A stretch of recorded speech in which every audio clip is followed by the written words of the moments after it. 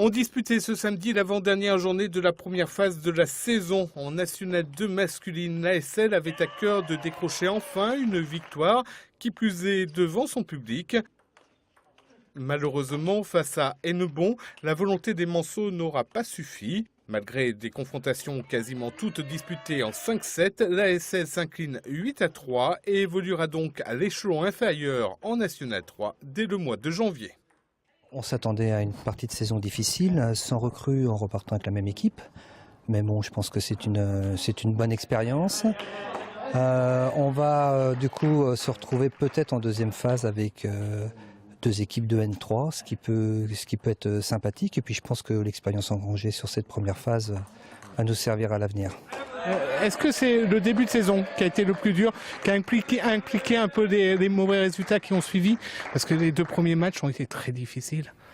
Oui, mais les deux premiers matchs étaient sur des équipes injouables. Donc on n'a pas forcément perdu sur ces deux matchs-là. Oui, mais mentalement, quand il y a déjà deux défaites au début de saison? Non. C'était des défaites complètement attendues. Donc c'était plus des matchs de préparation. Donc non, c'est pas ça qui a pu jouer sur le maintien éventuel. On savait qu'on était les petits derniers de la poule. Bon ben voilà, on joue avec nos moyens, avec notre cœur. Mais à un moment donné, bon, quand il y a un écart de niveau, il y a un écart de niveau. Alors maintenant, ça va être dur pour vous, le président. Parce que peut-être, si tout se passe bien, d'ici 10 jours, vous allez non pas avoir une, mais deux équipes en National 3. Comment vous allez faire? Qui va être l'équipe 1? Qui va être l'équipe 2? Oh, c'est pas un souci. Je pense qu'on va maintenir les équipes telles quelles. Et on aura au contraire plaisir à voir, on va dire, la relève. Non seulement arriver, mais jouer au même niveau. Même s'il y a un petit écart. Mais au contraire, un président, il peut être qu'heureux de voir de jeunes pousses arriver derrière. Et ça présage un beau futur, en fait. Voilà.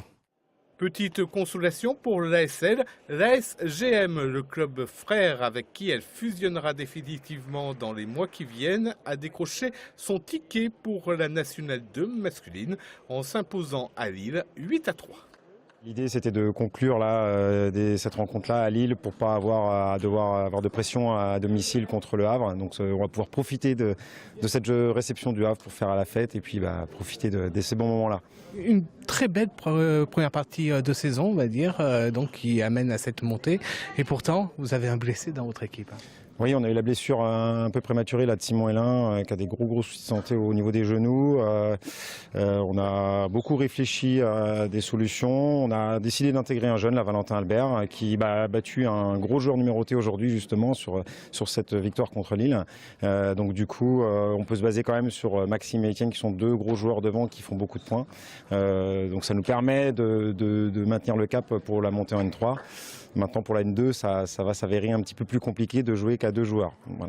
Mais le maintien est fort envisageable quand même.